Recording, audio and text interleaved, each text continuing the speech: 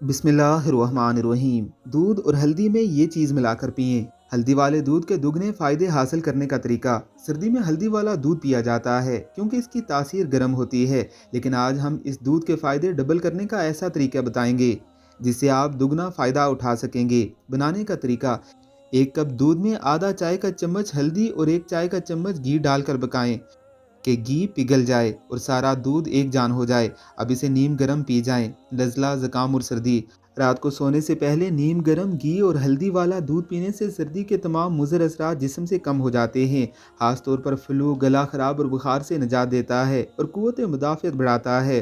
चमकदार जिल्द: घी और हल्दी का इस्तेमाल जिस्म से जहरीले मादे खारिज करता है, जिसकी वजह से जिल्द भी चमक उठती है और सेहतमंद भी हो जाती है।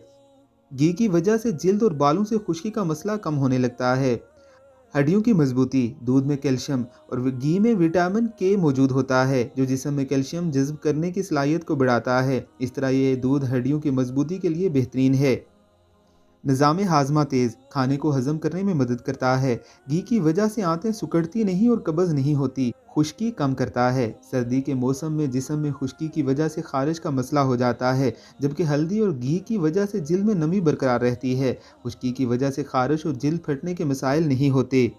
मज़ीद अच्छी वीडियोज़ के लिए आपने हमारे चैनल को ज़रूर सब्सक्राइब करना है।